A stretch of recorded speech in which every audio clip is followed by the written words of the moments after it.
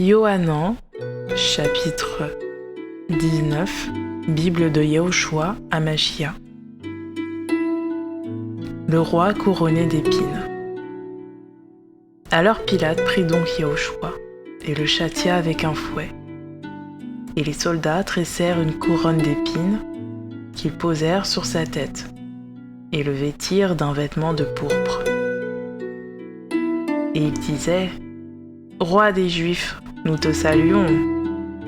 Et ils lui donnaient des coups avec leurs verges.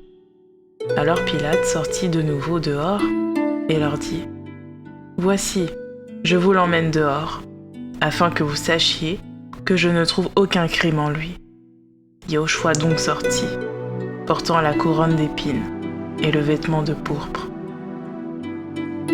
Et il leur dit : « Voici l'homme. » Quand donc les principaux prêtres et les huissiers le virent et s'écrièrent en disant : « Crucifie-le, crucifie-le !»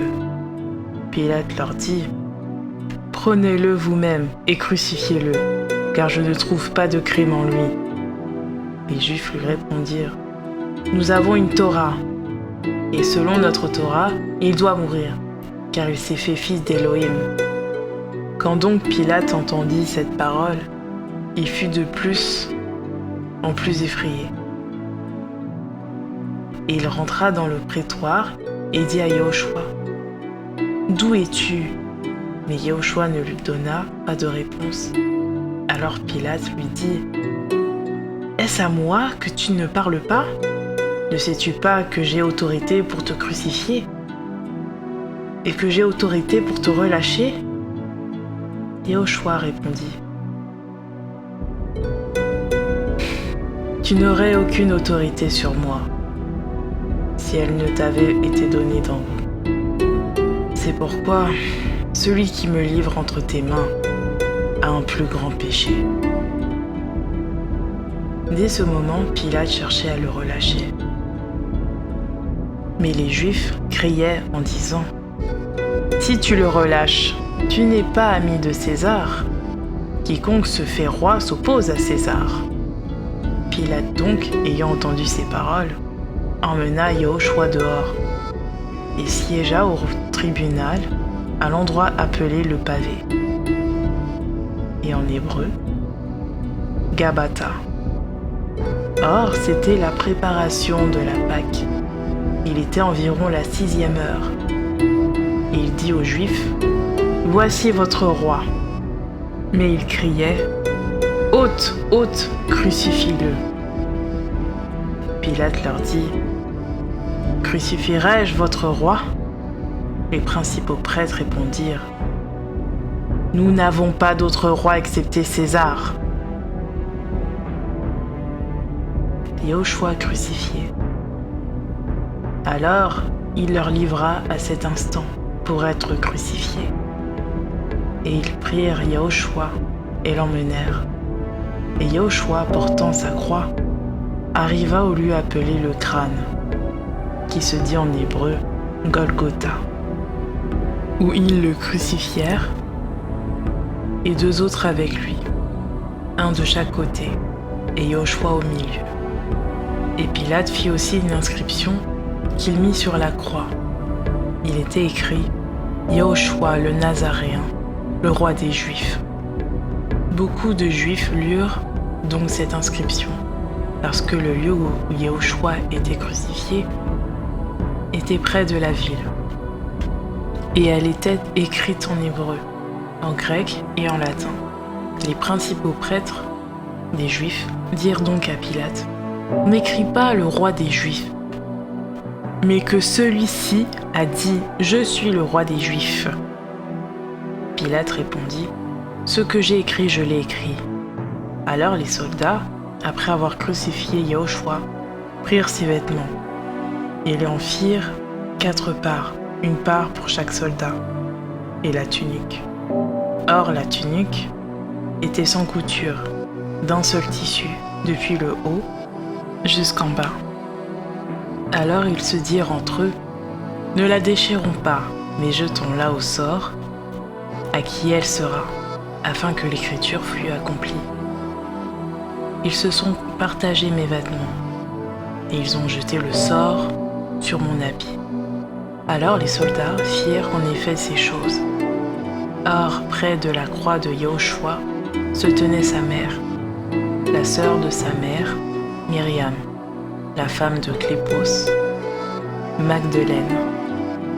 Alors Yahushua, voyant sa mère, et auprès d'elle le disciple qu'il aimait, il dit à sa mère, « Femme, voici ton fils. » Ensuite, il dit au disciple, « Voici ta mère. » Et dès cette heure-là, le disciple l'a pris chez lui.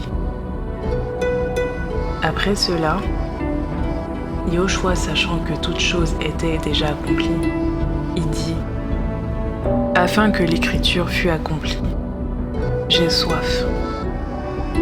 Il y avait donc là un vase plein de vinaigre, et ils emplirent de vinaigre une éponge, et l'ayant mise sur de l'hysope, ils la lui présentèrent à la bouche. Quand donc Yahushua eut pris le vinaigre, il dit, tout est accompli. Et ayant baissé la tête, il rendit l'esprit. Fin de la loi mosaïque ou de la première alliance.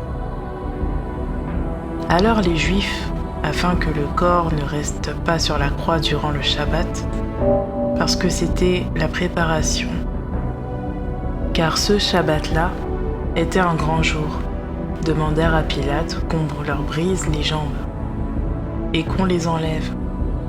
Les soldats vinrent donc et brisèrent en effet les jambes au premier et de même à l'autre qui était crucifié avec lui.